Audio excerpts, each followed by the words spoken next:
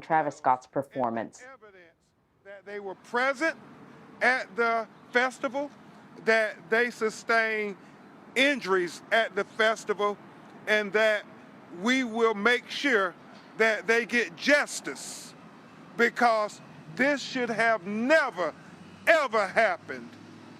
You're going to hear from several people this morning that is just symbolic of the number of people who we represent that were physically able to come and be here with us today. Some of them are not physically able to come. Some of them, for psychological reasons, are still haunted by what happened that night. As I told you, Attorney Hilliard with Hilliard, Martinez, and Gonzalez, based here in Texas. Attorney Darren Miller, based here in Houston, Texas. Attorney Ray Shackelford, based here in Houston, Texas. Marion Tolan and Charlie Jones from my office here are present. But most importantly, the people present with me are Ms. Gertrude Daughtry, who is seated here because she has severe injuries to her shoulders, her legs, her ankle, most prominent, and the fact that she was on the ground for 15 minutes struggling to breathe. You're going to hear from Rena Ihita, who is experiencing severe post-traumatic stress disorder after witnessing people right near her carried out on stretchers, as she also was caught up in the melee. You're going to hear from Dijon Isaac, who was trampled and stomped and had tried to help people who he saw on the ground. You're going to hear from Bryce Nunn, who may be a little delayed trying to find parking, but he has a dislocated knee and is on need crutches to walk. Miss Unica Smith is going to talk to you about how she was crushed, how after she fainted, and how she didn't know if she was going to make it or not, and how she continues to have the recurring nightmare of what happened. And let me, before Attorney Alex Hilliard comes and talk to you about some of the details in the lawsuit that was drafted.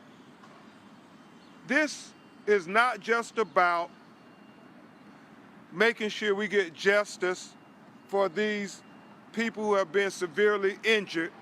It is also about making sure that Live Nation and all of the organizers, promoters, and anybody else who had anything to do with the failure here that caused people to lose their children.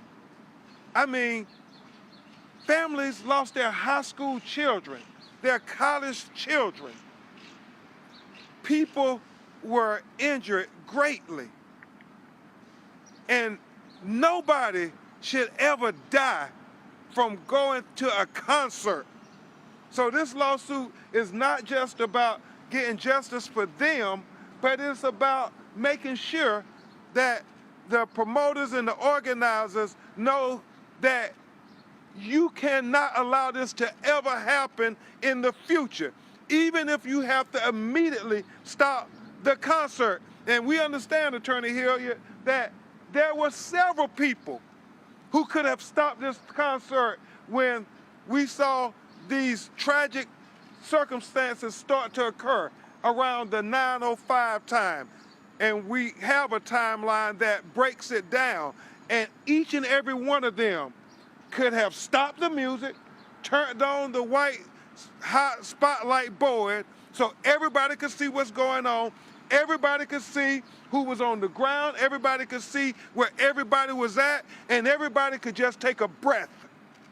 But they didn't do that. And that's what we are saying to Live Nation and everybody involved. In the future, safety must be paramount. As Kristen Blunt said so passionately, I thought it would be safe. I thought it would be safe. That's what all of them thought. They thought it would be safe. They never knew something that was supposed to be a great memory for them. They went with family and friends. They never fathomed that it would be the worst nightmare of their life, where they witnessed people be killed, where they witnessed people crying out in agony as they were trampled on and they were stepped on and they were crushed. They never thought they would be at the concert hearing people say something that we hear far too much now in the past year. People screaming, "I can't breathe." I mean, the videos are everywhere. And when you think about what we're asking people to do, if you were at the concert and you have video on your cell phone, please visit us at astroworldclaimshelp.com to share the videos with us. If you witnessed stuff, please call us. If you were injured, please call us, because what we're trying to do is make sure we gather all the evidence so this will never happen again.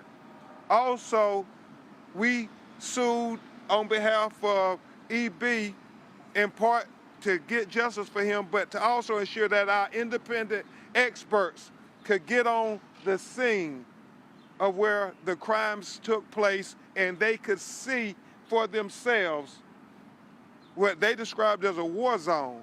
I mean, you had shoes, you had clothes, you had blood spots all out there at the scene.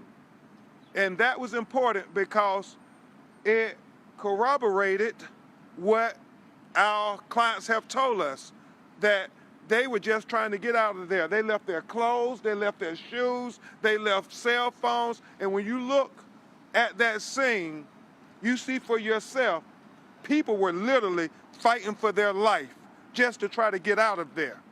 And so that's important, and the testimonial evidence is important. So if you have a story to let us know what happened so we can get to the answers of who failed in their responsibilities, because each and every one of them will be held accountable.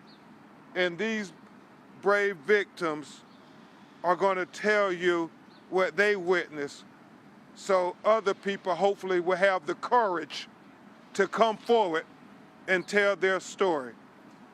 Right now, I have the honor of working with one of the best lawyers and law firms in America based here in Texas, Hilliard, Martinez, and Gonzalez. Attorney Alex Hilliard will talk about some of the details of our lawsuit. Then I'll introduce you to our clients, and then after that, we will have questions and answers so we can try to answer as many of them as we can. Attorney Alex Hilliard.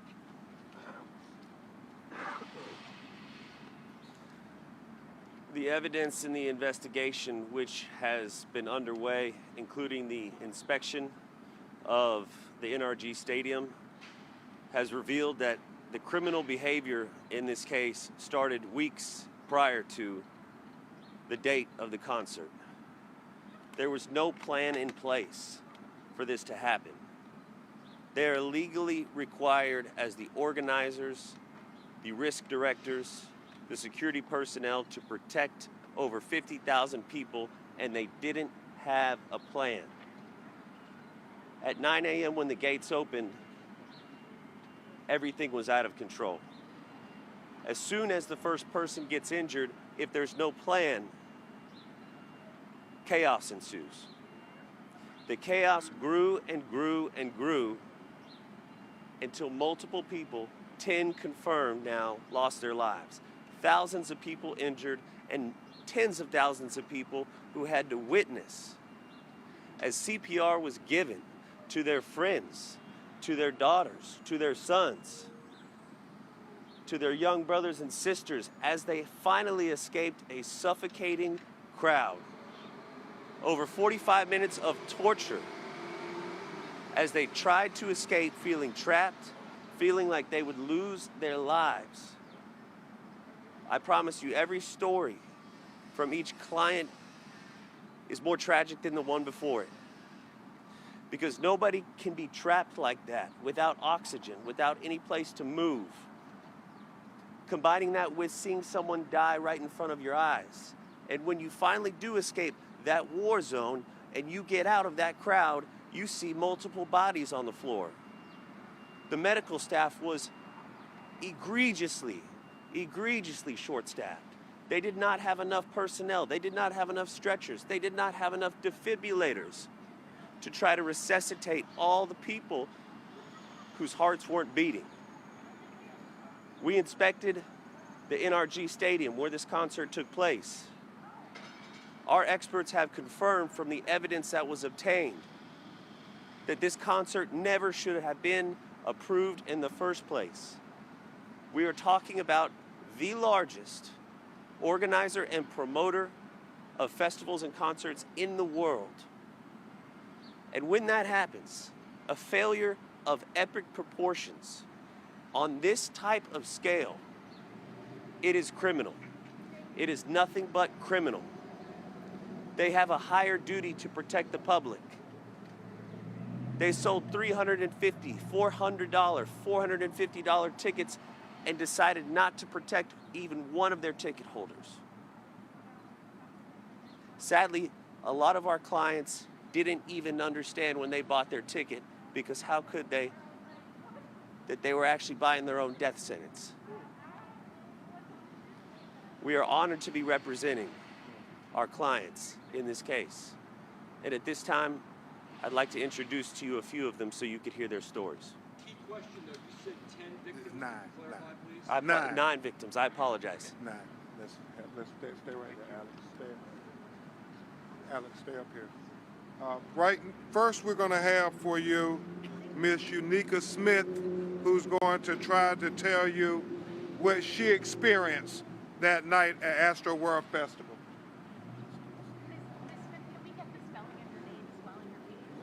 UNIQUA. Take it. 34. And you live in Houston? Yes.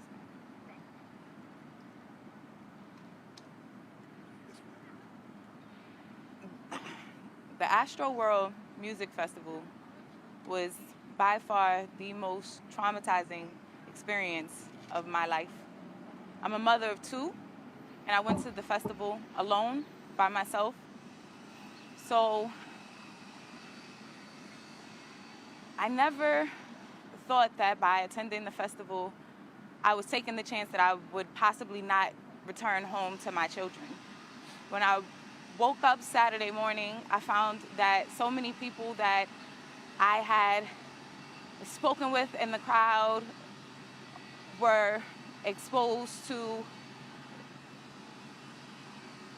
so much trauma. I had no idea that people in the crowd had passed away that night. I was towards the front left-hand stage of the Utopia Mountain stage when Travis Scott began to perform. And the thing that stands out to me the most in my memory is that I remember being crushed from every side by human bodies all around me. When he began to perform his first song, the crowd began to jump up and down, and with so many human bodies contacting your body from every area, with them jumping up and down, there's no way possible for you to maintain your footing. I was not able to stand on my own. We formed a camaraderie of sorts in the crowd to be able to hold one another up so that we do not go down. By the 3rd or 4th song, I remember trying to make my way out of the crowd, and I tapped a woman behind me, maybe about 2 people behind me to the rear. And when I tapped the woman to ask her to please move out of my way, you can tell that she was kind of having trouble breathing on her own. The next thing I know, the woman began to have a seizure. She was there with her best friend. Her best friend just started screaming out, "Oh my God, she's having a seizure. Please, someone get the medic." I'm looking around for the paramedics. I don't see anyone responding. The woman hits the ground, and I'm the next person behind this woman. Her feet are next to my feet. The only thing that I can think of is if I trip over this woman's feet, we're going to create a pileup. There's no way possible that I'm going to be able to get out of this crowd. Thank God there were people around me to help me and help me to remain stable. And the only thing that I kept reassuring myself is that if I can get out of that crowd with the dense air, with all of the heat, with everybody crushing me from every which way, then I'll be able to breathe, to return to normal air. And unfortunately, I made it through the crowd. I fainted as soon as I got through the crowd. I believe that by the time I started trying to leave the arena was around 9:45 p.m. I was caught in the madness and the mayhem until about 2:45 in the morning, not able to return to my children, no cell phone service, no way to Uber home, no way to contact anyone. There was no taxi service. So it was literally like I was trapped downtown by myself where I know no one. I don't know anyone here. So it was truly the most traumatizing experience. And I had no way of even getting back to my car because where my vehicle was parked, I later found out that was the reunification site for the people who had lost their lives during the concert. So I was purposely being rerouted from getting back to my vehicle because the families needed to go and find out whether or not their family members were still alive where my vehicle was parked.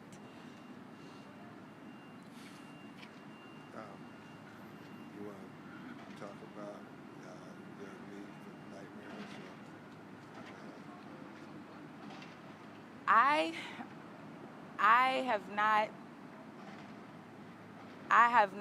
I know for a fact that I'll never attend. At this point, I feel as if I'm very shaken up with large crowds. I feel like yesterday, for example, I went to the nail salon, and as I'm sitting there, the Astroworld clips are on every single TV screen. You see people being carried out on stretchers. You don't have the opportunity to even move on with your life. You're forced to relive this over and over and over again. And I know that so many people think that's helpful. And I know that, everyone has their story, but it just forces you to relive the trauma over and over again. And then there's discussions about it in person and online about what people in the crowd should have done, and saying, well, if you were in the crowd and you noticed someone dying around you, why didn't you help? I'm not a licensed medical professional. Only thing that I could think about was me not falling on top of this woman and crushing her to death. I'm not trained in how to respond to a crisis like that. So for people to pass their opinions on how the concert goers should have responded, that's completely inappropriate and traumatizing. And the reality is, they shouldn't have responded. You should have had specialists, medical people, personnel there, crowd control personnel there, but they did not. And people are in severe need of mental health counseling because this has had a incredible mental strain on them.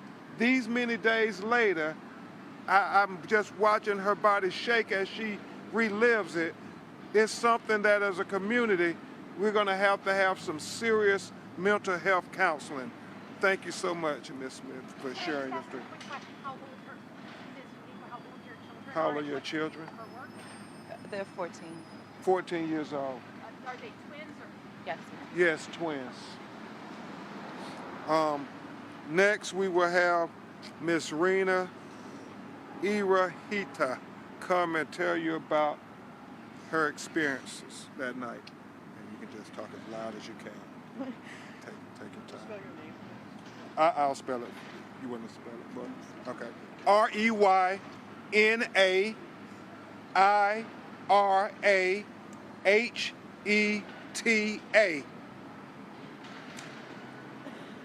Take your time.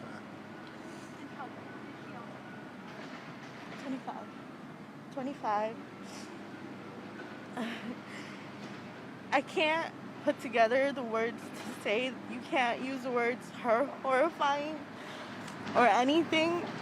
I just remember Houston becoming a new home for me and being excited to finally get to share a little bit about what I love about Houston, and having my best friend come into town, and that was all we were looking forward to, this concert, just making memories and everything, and always being on alert, knowing, okay, these concerts are scary, people making jokes about it, but I always like to be aware. I remember that day we were gonna get there later, but something just kept telling me, let's go earlier, let's go earlier. We went around 2, and I remember it was just a mess. It was horrible. There was people just walking in and out everywhere. Like, it wasn't organized. You wouldn't see securities. I remember getting to the checkpoint and looking at my best friend and be like, why are there people here? Like, why are they just standing here? There's no one here, you know, covering them. Like, I don't feel safe. I hope everything is okay. Not knowing what happened earlier in the day. Then I finally got in. They never checked my bag or anything. They were letting people pass by with beers, cans, and all these different things. They weren't even checking on anything. I remember getting to the merch and just being like, okay, it's probably crowded in there. Let's see this merch line. Let's wait here. And all of a sudden, you just hear yelling and you just see people running. And I just remember I just got in defense mode and looked at my best friend and told him we need to leave. We need to get out of here. We're going to get trampled. And I remember him just being like, it's okay. Don't freak out. You're good. You're overreacting. And I'm being like, no, I'm not overreacting. I told you from the beginning. These people are waiting for something. They're waiting to just run in there. Like, everyone knows that people plan this out. And it's just frustrating knowing that I was just a person that never experienced any of this, and I could see it, and not seeing any workers anywhere, no police or anything. And then I got lucky to be able to cut into the right merch line. And I remember waiting there thinking, okay, the chaos is done. I remember seeing people getting thrown on the ground, and I remember making the comment to my best friend, I refuse to ever be at a place and witness someone die in front of me and me not be able to do anything. And I remember thinking, okay, it's settled. People aren't going to come in anymore. I remember seeing security just recording everything, and I'm like confused what's going on. It took some minutes, and finally you see a bunch of sheriffs come in horses. And the annoying thing is, instead of them going to block off the VIP section, preventing from more crazy people to come in, they all just face us.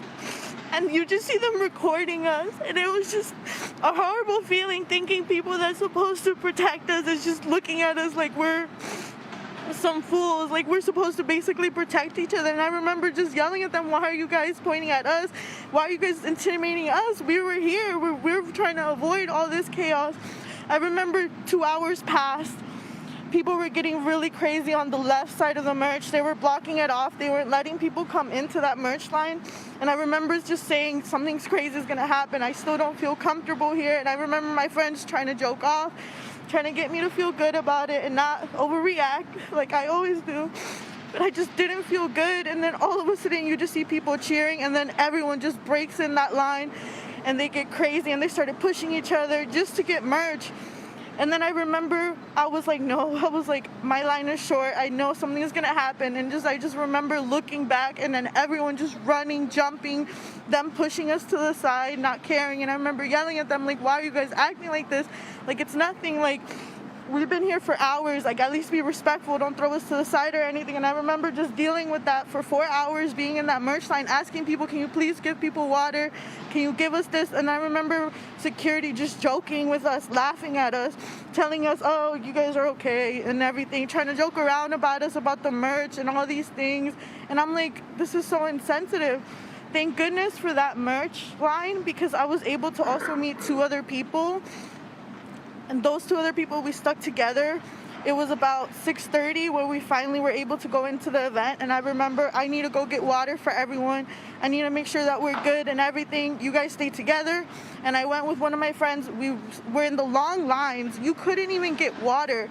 The horrible thing is the free water stations, they only had one in the beginning when you enter, and then one all the way at the end, and no one could see where the porta potties were, and the lines were ridiculous, and the only way that you could get water is if you had a container. And I remember people begging, asking for empty water bottles, asking for anything, and being able to just, okay, I'm gonna take care of my team. And we were good. Little Baby performed. It wasn't that wild. And then it was time to move to the Travis stage. And when I saw people there, I didn't think much of it. I was just like, okay, I hope they're okay. I remember people just suffocating because people were just smoking in the crowds. There was different things going on, and in a type of environment like that, you can't have a lot of the oxygen taken away. And I remember just looking at my friends like, if we need to eat, let's go get everything now. Let's get together and do this and that. Okay, we got food. We came back. We were excited. We're like, okay, all that traumatizing stuff, let's put it to the side, hoping everything is going to be good. I remember just looking everywhere, and then my friends warning me about everything. They remember them telling me, it's going to get really pressured here. Make sure that you know that you can breathe good. Make sure that you have space. Make sure that if you feel claustrophobic, you go sideways. Do not go forward. Do not go straight. Do not do anything. Go sideways and try to leave, because it will get packed here. And then I remember just having people literally push us, cut us in front of us. I had guys that were 6 feet tall in front of me talking about, we're gonna rage right here. One of them had crutches. I remember him saying, I'm gonna hit people with this crutch, and just making signals and stuff like that. And I remember just having anxiety and telling my friend, I can't do this. I know you're joking around about it, saying that it gets really pressured and you can't breathe, but I just can't. And I remember looking at the two people that I saw there, and then all of a sudden someone just fell on us. And that's what honestly freaked me out the most. And I looked at them and I told them I can't do this. And it was literally 1 minute left for the countdown for him to come out. That moment I heard that time go down and that annoying music finally stop, which I can't stop hearing that music, by the way. Like every day it's just playing back and forth, and it's just traumatizing. And I remember just looking at them and telling them I can't do this. I can't, I have to go. And the thing that breaks my heart the most is I don't know if one of the people there is still severely injured or not. And I remember just seeing news, and I hate that people are making false claims saying that someone died. And I'm me trying to figure out, okay, is this person good or not? Why didn't I tell them to leave with me? Because the moment that countdown went down, me and my friends just grabbed each other and we went sideways, and I remember everyone just pushing forward, and it was hard breathing, but we were able to get out, and we were in a section away from everyone. But I remember the whole time I just kept looking around. I was like, this doesn't feel good. Something's going on. And I remember him just saying words like, I need this stage to feel, I need an earthquake. And I was saying, why is he telling people that? I'm seeing a bunch of emergency response. I barely see anybody around. There was no security everywhere. It wasn't organized very well. I remember people just begging for water and me getting mad. Why is it, you guys have so much money, why can't you just give free water for everyone? The water was selling out and it was hard for people to get it. The concert was done, and we all just thought, okay, it's just a concert. People are probably just dehydrated, they fell and everything, and literally, the last moment that I turned around, I witnessed someone on the ground. They were getting compressed and there was an EMT machine on them, and I just remember yelling at the paramedics, please do your job, but you're not doing it right, you're not taking care of him, and just yelling. And then you just see them literally grab the body and just throw it in a cart like nothing.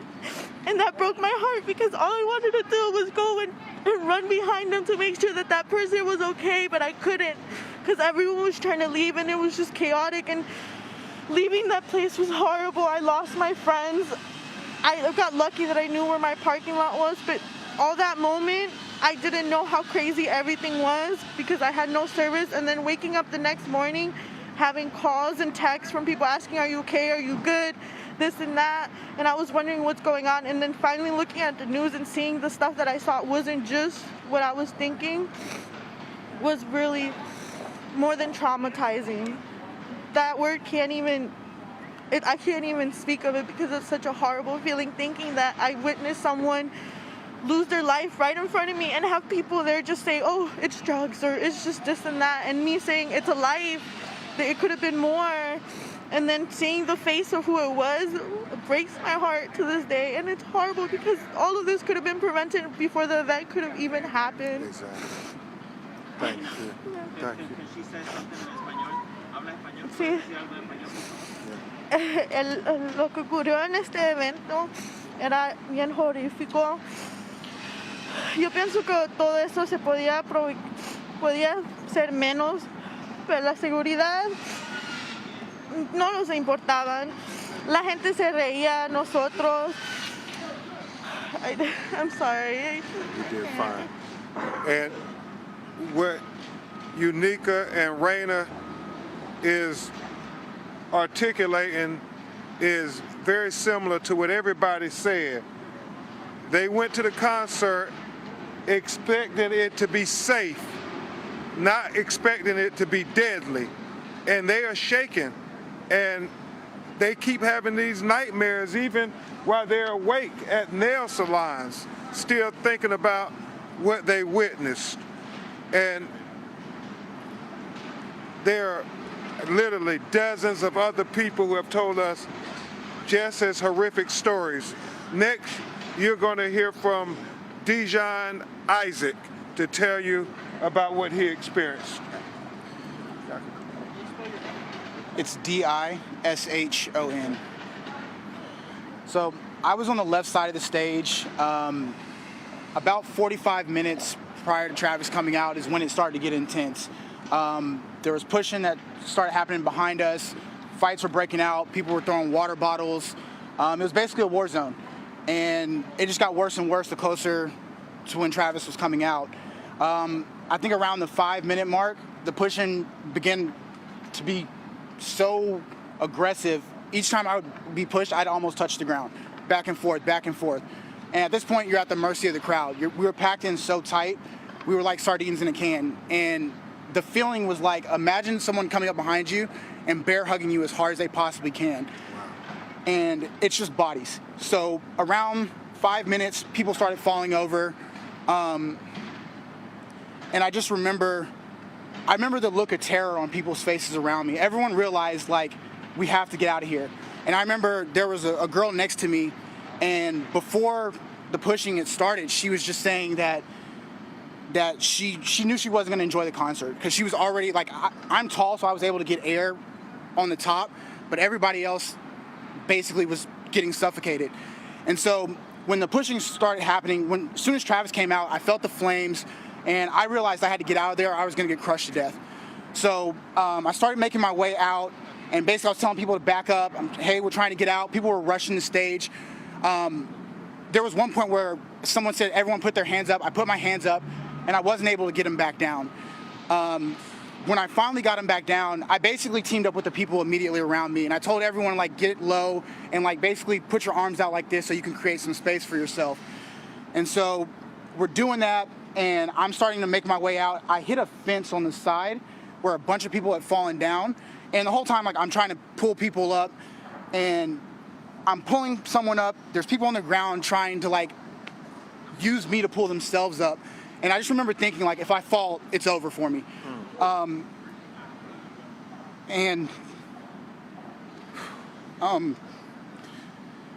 So I find a way to get off the wall, and I start going to the back. I'm making my way through the crowd. The whole time the pushing is still happening, the crushing is still happening, and I reach a point where I'm losing consciousness. And I'm like, I look above the crowd, I don't see an end in sight, and I just feel like people pushing me from behind. And finally I hit a pocket of air, and at that point I just go as fast as I can through the crowd. That night I was wearing a sweater like this and a hoodie, and I sweated through both of them completely. Like, I literally took off my hoodie and I could squeeze it out, and there was sweat. I got to the end and I sat on the sidewalk and just sat there, like, in a daze for minutes. And I just remember bodies everywhere, like limp bodies, people pulling bodies out of the crowd. The minute Travis came out, I went with a friend, and I turned around and looked for him. He was gone. There was no cell phone service, so finally, when I went far back enough, he called me and was like, bro, where you at? I spent 20 minutes on the ground, and there was a girl next to me who was for sure dead. And I didn't realize that people, other than that experience, a day later, he sent me an ABC News article saying that 2 people had died that were standing literally right next to me. And I'll never forget the look of terror on people's faces. That's the thing that sticks with me the most. I remember there was a girl at one point who was holding my hand. I didn't know this girl whatsoever, but she held my hand, and I held her hand as long as I could until eventually I lost her in the crowd. But yeah, that was pretty much the experience in a nutshell. Thank you. It was a war zone. And why is it that Deshaun and others had to try to come up with safety plans for an escape route. Where were the crowd control personnel there? Where were the medical personnel there to help them? I mean, it is malfeasance on every level. And that's why we have to get the answers. We cannot have where people go to a concert and they die. That is unacceptable in 2021. It is so preventable. This was so preventable. People sometimes try to say, well, you weren't physically injured like Miss Daughtry or Mr. Nunn, who's on crutches. What's the problem? They have severe mental issues. Post-traumatic stress disorder is very real, and we're hearing it over and over again. These people are not able to just turn the page and go back to normal. And we as a society should take very seriously their mental health after this tragedy.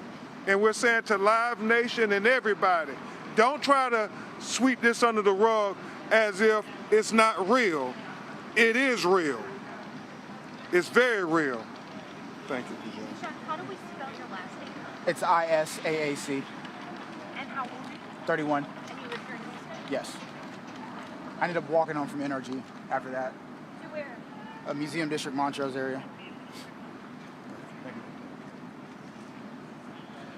Now we're going to have Miss Daughtry come to you. She's having some problems ambulating, so we're going to assist her.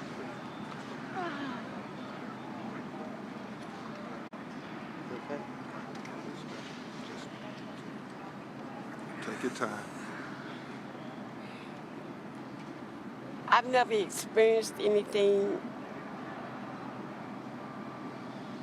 of a, it's like, I just literally thought I was gonna die. I was like, I never thought that going to entertainment would turn out to be such a disaster. It was a nightmare that I never forget. I can't sleep at night. Every time I close my eyes, I see it. It's just, I'm lost for words for it. Never seen so many people on the ground fighting for their life. Never know that you will buy a ticket and it will be your death ticket. It's just, it's devastating. It's like a nightmare. I don't even like talking about it. And that's her mental injury. Can you tell a little bit about your physical injury, Ms. Daughtry? And when I fell to the ground. My back, I was walked on. If it wasn't for my brother, I probably wouldn't even be here today. But we managed to get out the crowd. But I was walked on my back, my leg. I already had my ankle messed up, and it got injured.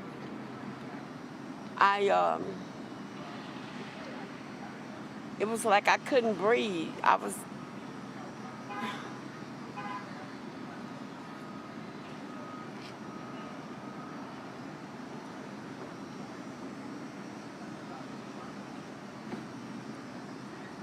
That's enough.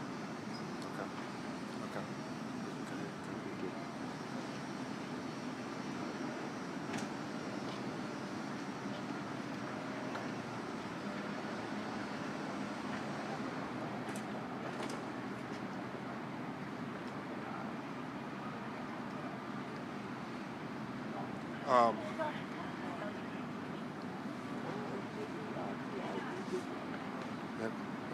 And I will spell it loud so everybody can hear.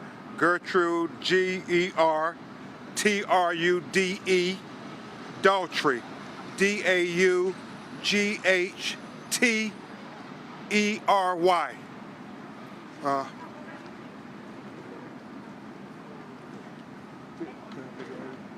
59 years old.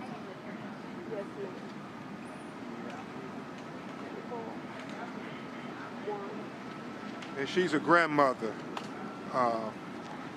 And this just shows that this was truly promoted as a family-oriented festival. And you have people of all ages there to enjoy the festival, never knowing that, as Ms. Daughtry said, it would turn into a disaster that has changed their lives forever.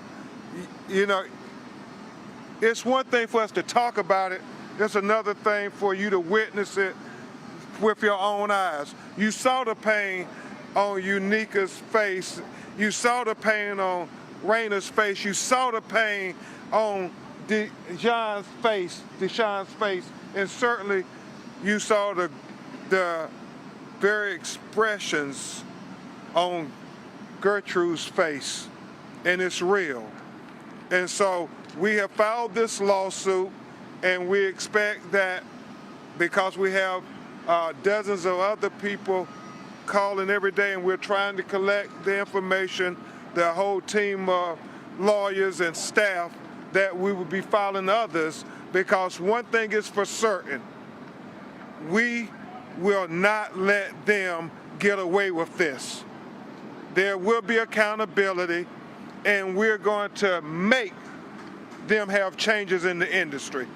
Whether it's George Floyd or the children in Flint, Michigan, all these cases, not just about justice for those who are injured in this tragedy, it's about trying to make changes where all of our children and our neighbors will be safe. They will get to come home to their mothers and fathers, and they will get to come home to their brothers and sisters and their friends. And unfortunately, not everybody who went to Astroworld Festival got to come home to their families and friends. And that's why we're here. We'll take some of your questions. Clarify that number. Was it 100 or 200 plaintiffs that you're representing? We're representing over 200 plaintiffs. And you have not... And we filed over 93 lawsuits to date. As of today, we have filed 93 lawsuits. We filed one lawsuit this morning on behalf of 90 plaintiffs. Attorney Crump, Yeah. Attorney Crump, could you please... Crump. Crump, I don't know.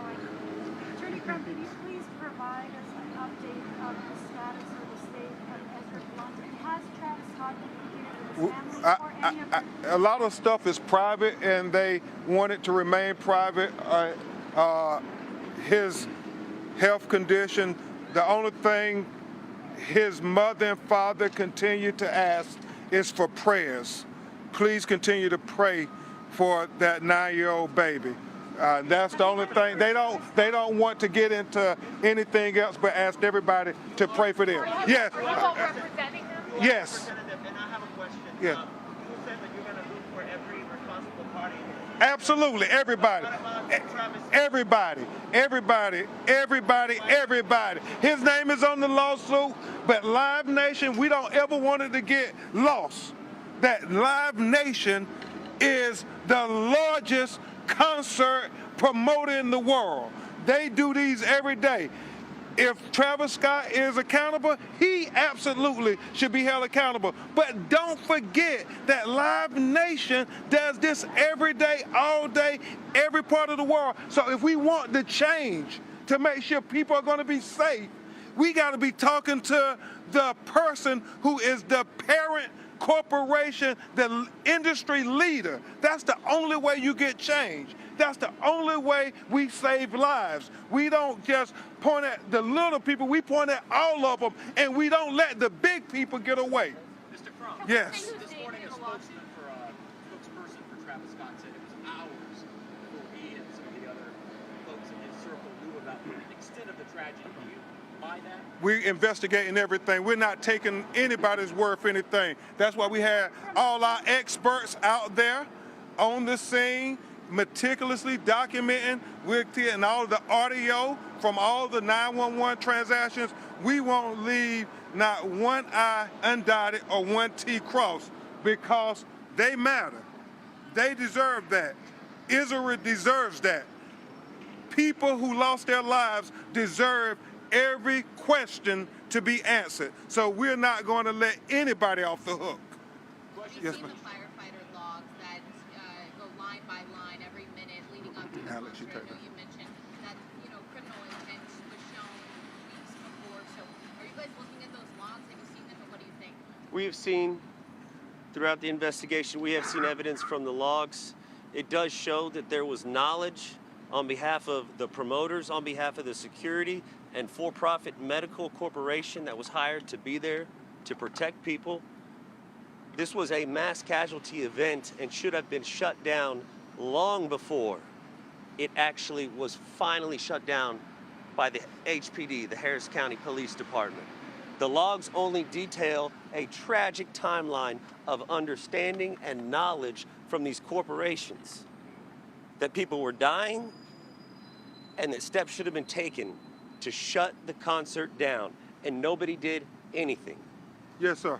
Question for Deshaun and some of the survivors, please. Deshaun, if y'all want to come up. If y'all can come up, we're with you. And if you don't want to answer a question, just say, step a little closer. If you will. Of Nika, organizers will you step a little performers closer? while you were going through that. Help describe. I don't know if the performers were aware. I feel like once I got out, I saw Travis stop the concert once or twice to make sure people who had passed out were helped out. But other than that, I was honestly, I couldn't pay attention to really much at the time. I was just trying to process what had just happened. Any other questions? You Unique. mentioned And if you can't that just- there were sheriffs on horses. Was that sheriffs or was that police? Can you describe just a little bit more of you tried to get help from them? What was their attitude? I wouldn't. Reno, I'm sorry. I wouldn't know the diff. I think that was Reno. Oh. Rena, can you describe horses. that there were sheriffs on horses? She can't hear your question. Ask your question again. You described that there were sheriffs there on horses. Was that sheriffs or do you know? if To it be was- honest, I just heard everyone in the crowd yelling, the sheriffs, and then I remember having to get on my tippy toes and seeing them, so I wasn't really sure what I saw, but I know that, Did they end up helping anybody or? no. To be honest, what they were doing, what they would do is when people were still coming in, because the thing is they didn't block off the VIP entrance, what they were doing is we're just scaring people with the horses, and I remember just seeing the horses being very distressed too, and being very incorrupted. They didn't want to work with the people because they were distressed too. And I remember them just walking around and just recording, honestly. I didn't see them try to help anybody. The people that did stop, the people that broke in were the other security, the people that were hired, but I didn't see any of them do it. And then throughout the event, they weren't there. I literally would just see the same two police officers. I didn't see any more throughout the event. Yes, ma'am. Do you believe there's anything more that the Houston Police Department could have done at the site of the concert as it was going on? Or were their hands tied just like the fire? Well, we're investigating everybody and everyone. We think that there was failure of responsibility on every level, and we want all those questions answered. One of the things, you get emotional because these were such preventable losses, and as you get to know the families, it just hits you. I have a 9-year-old daughter, and I just keep thinking about how Israel parents, what could be going through their mind when you are going to a family festival that has been promoted like that. They have so many children who are fans because of Fortnite, because of McDonald's, kids meals that, had Travis Scott. And so you knew this was going to be family oriented because you promoted it to the world. And so it really is about, attorney here, when I get involved in a case, it's really not just about trying to get justice for this family or that person. It's about trying to make change. Thurgood Marshall would always say, no, we're not just fighting for this individual. We're fighting to have a greater impact on the larger society. And they have concerts and music festivals all over the world. And if it can happen here in Houston, it can happen in your city too. So what I'm trying to do, what we're committed to doing, is trying to have a change in the industry for the better. Can we see who's named in the lawsuit? Oh, we got the lawsuit available. If you go to press@bencrump.com, we will provide. Oh, everybody, absolutely. Yes. You can go look back at all our lawsuits. We have 20 defendants named, and that number is growing. And Deshaun said he was standing next to some people who had passed away. Deshaun, do you know who that was? I believe it was the guy's name who starts with a D. It was the one who was trying to save his fiance, and that's the reason why I remember them. Vague. Yeah. And then I think it was James or Jake, who was the other one. Jacob? Yeah. Jacob, maybe? I think so. Was that a defense that you were talking about? No, this was before like the shoving and everything started. They were, I think, to the right of me, and then I remember the fiance trying to get out and like trying to help her like get between me. Deshaun's ring is that it was ages, please. Sorry, what was that? Yeah. Oh, 31. And Wayne, how old? 25. And Unica. And Unica's 34, mother of twins. Attorney Hilliard, I'll try to take one or two more questions. And yes. Can I ask this for you, as well as possibly one of the victims? And of course, I'm sorry for what you went through. You were talking about change, and obviously that's long term. Can you speak, and also possibly one of the victims, because I'm sure you guys have thought about it. What change do you want to see? What could you see changing in the industry? Certainly, I'll go first, and then Attorney Hilliard, and then if any other witnesses. You know, when you think about crowd control, they know how many tickets they sold. You know how big the arena is. You can predict and strategize what to do. You have to have, I'm sure the demographics, you have to have proportionality. For every 100 people or every 200 people, we need to have a medical provider. We need to have a security personnel. We need to have a escape route. We need to have a plan. We want them to be more vigilant in preventing, not being reactive, but be proactive. And that's what we think was lacking here. They were not proactive in dealing with all of the foreseeable things. It is not Deshaun Isaac's job to come up with an escape route. He was a customer. He had paid money to purchase the ticket. He wanted to just come and enjoy the show. He didn't know that he was going to have to be emergency life care provider at the show. He didn't know he was going to have to be a law enforcement officer trying to clear the path. He didn't know he was going to have to be a mental health counselor trying to hold on to the young lady's hand who he didn't know to try to encourage her just to stay together. Miss Daughtry, on the ground, as she told us in our intake, she thought she was going to die on the ground. They should have had people in place to be able to deal with crowd control and deal with safety. And so where there's some policy or where there's some regulations that have to be passed, you can never have people go to a concert and die. I mean, unjustifiable deaths. Alex, It's not rocket science for Live Nation. Like we said, they're the biggest billion-dollar promoter, organizer, and advertiser of these festivals around the world, and they acknowledged that there was a danger and a risk that people were going to get hurt in the plans for this festival. And when that happens, the first step is you put an age limit on who can attend. You do not let 9-year-olds, 13-year-olds, 14-year-olds, 5-year-olds into a concert that you have acknowledged as an organizer and promoter that people are likely to get hurt. We need extra security and site personnel on site. And then allow every single age to come in the doors. To what? To make money. That's why they did this. do you Seems to me that Okay. All right, last question. Evidence that's out there, the phones, the calls, the people's testimony.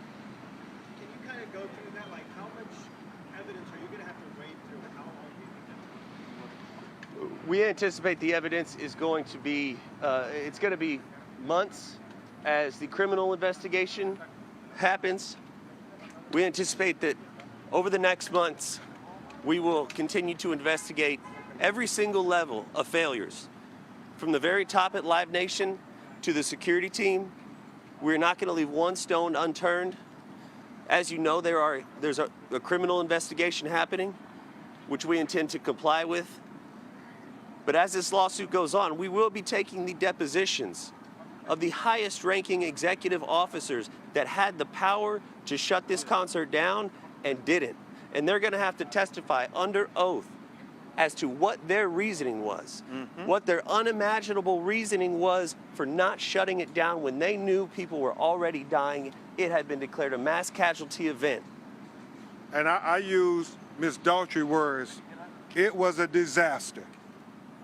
And Live Nation, if you want to prevent future disasters, you need to act now. Not just for those who were injured, but to make sure in the future we prevent injuries. We don't want to be reacting like we're doing here in Houston. We want to be proactive as we go forward. Last question. I'm wondering if Gertrude or Raina or Uniqua or Sean talk about who they think ultimately bears responsibility, and then Live Nation, Travis Scott, other Muslims, what do they think in their minds? They shaking their head. That if somebody harmed you or you died, I think the question in your mind, in your loved one's mind, is we want everybody held accountable. Everybody. And so I want to put that question to bed once and for all. Everybody and anybody who had any responsibility for this festival should be held accountable. Thank you.